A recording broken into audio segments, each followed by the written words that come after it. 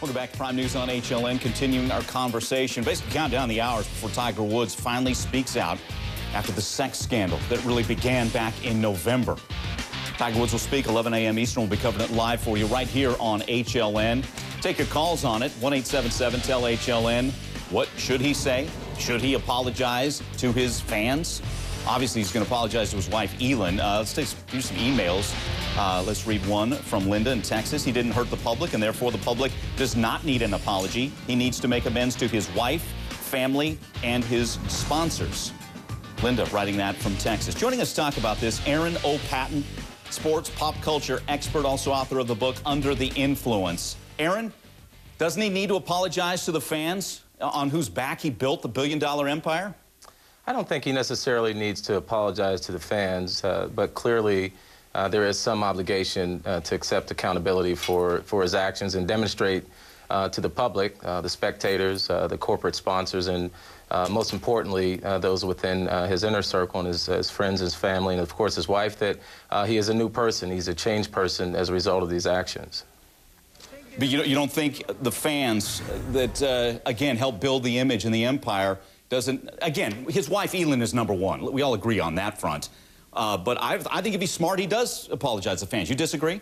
No, I don't disagree at all. I think he will do that, clearly. Okay. And there is that necessary step that he has to take to come back into the good grace of the public without question. Yeah. So I think you'll hear that in his comments, that he does apologize for his actions and for the offense that may have been taken by those actions, and that he's done and is taking the necessary steps to continue to improve himself as an individual. Right. But clearly, I think you will hear that tonality of him apologizing for his actions and beginning to seek forgiveness from the variety of individuals who have been impacted this, including the public who, as you point out, have largely helped to construct and build him into the icon that he is. Okay, let's bring in Paula Bloom, clinical psychologist. Paul, Aaron just mentioned tonality, tone.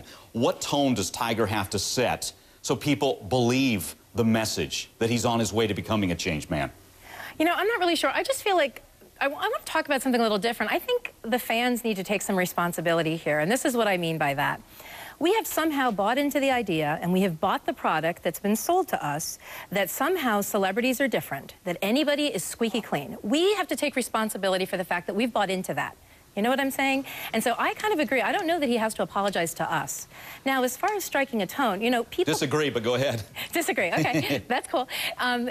And as far as what kind of tone, you know, someone can do something prepared and be extremely emotional. I mean, think about some of our best actors and actresses, right? You go over your lines a lot, and yet it can still feel like a real genuine emotion. So I don't really buy into that. But the thing, too, is if he's talking about the language of that statement kind of sounds like addiction language, right? That he's making amends, he's admitting he's powerless. Right. That's a process. Making amends is not step 1, 2, 3, or 4. I mean, that's further along in the 12 steps. Yeah. Rafer, you've been around golf fans.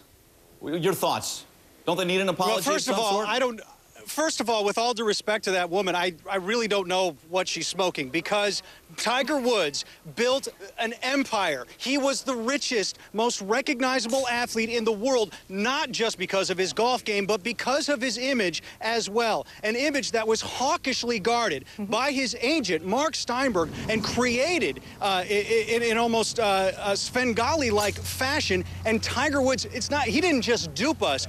We got it completely wrong. We were completely fooled by this man's image. So, I mean, it's one of the great con jobs that we've also seen in the history of sports, allegedly. Now, as far as covering Tiger Woods from here on out, Mike, as you know, it was already hard to get access to him when he was on the PGA Tour. If you asked Tiger Woods a question that he didn't like, remember there was allegations about performance-enhancing drugs? I know sports columnists that asked him about that. They were cut off. They were never allowed near Tiger Woods again after that. What happens now? These questions aren't going away. If we ask these questions on the PGA Tour, are we going to be denied access? I mean, it's as you know, in Major League Baseball and football, you get up there, you can put a mic in your face. We're not going to get to do that with Tiger. Right, and we got to run. And Paul, I'll let you respond, by the way. Thank you. We'll let you respond. Yeah. We got to take a break real quick. I'll give you a sports analogy right back at you, Rafer. This is batting practice for Tiger coming up tomorrow. At some point, he's going to face the fastballs of reporters. I wish it was tomorrow. It's not. We'll have to put it back to Prime News on HLN. Continuing our conversation. Tiger Woods speaking out tomorrow for the first time, 11 a.m. We'll cover it live here for you. HLN, 11 a.m. Eastern, 11-hour-long special. We want to hear from you then. Want to hear from you now. What do you think? What do you want to hear from Tiger? Should he apologize to fans? Rayford Weigel, he took Paula Bloom, our clinical psychologist, to task because Paula said, hey, fans need to take some responsibility here. Paula, I promise you a chance to rebut that. Go ahead. Thank you very much, Mike. He accused me of smoking something, and I was actually thinking that he might be drinking the Kool-Aid. Because the truth is here, when he mentioned this being kind of a con job, the person who gets conned sometimes needs to take responsibility for that.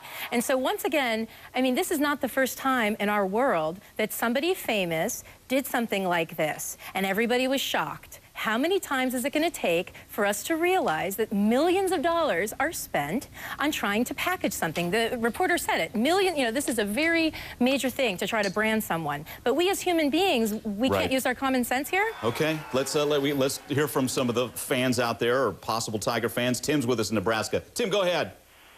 Hey, thanks for taking my call. Yeah. First of all, I think that Tiger Woods does need to apologize to the fans. But what he needs to do is really apologize to his wife and his family, his friends, and definitely all of his colleagues there in golf for bringing this negativity upon the PGA Tour. I think what he really needs to do now to get back into the fan base, especially the women fans of golf, what he needs to do is he needs to get himself set up with a group that's against the exploitation of sexually and abused women. Really stand up hard for that group. Okay. And Tim, thanks for the call. That's an interesting point. Let's bring back, let's go to Ryan Smith on this. Ryan, that is a good point. Let's face it, he's lost more female fans than he has male fans, although there's some men out there that are very upset with Tiger. Women are taking this harder. Right. You like that? You look at Michael Vick, who started up a relationship with Humane Society. You think the caller's onto something there? I think he's got to do something to change the view that a lot of female fans have him. But you know what? This comes down to legacy. Who does Tiger Woods want to be? Because fans, once he comes back, he wins the Masters, he wins the U.S. Open, everybody's going to love him in a golf sense. He will have that. The question is, does he still want to be that image maker? Does he want to be that icon? Because Americans will give people, the world will give people a second chance, but you got to own up to it. Yes. And owning up to it is part of really talking about the issue. Yeah, come clean. Be straight with us. That's what people want. If it's not going to be in full tomorrow, it better be soon. Let's get another call. Leslie's with us in Tennessee. Leslie, go ahead. Yes, I agree that Tiger Woods owes an apology to his family. I believe that he has done something wrong, and it's not a bad idea to own up to it. However, I don't think he owes the public all this that you all are saying. What does he owe the public but playing golf? I have 3 teenage boys who look up to Tiger Woods, and of course he's made some mistakes, and my sons have learned that people are human and can make mistakes and also need to recover from those mistakes. But the biggest issue I have about HLN, and I listen to HLN all the time and enjoy it because you all cover very different topics. Right. All throughout the day, there's different types of news. For 3 days, I've heard nothing but Tiger Woods, Tiger Woods, right. Tiger Woods. I mean, can we leave the poor man alone? No, not until, well, I hear you. And you're not alone in that sentiment, but people are interested. And this is the first time he's going to speak since it broke. You better believe we're going to be talking about it. And you called in as well. So we'll take more calls. 1-877-TEL-HLN.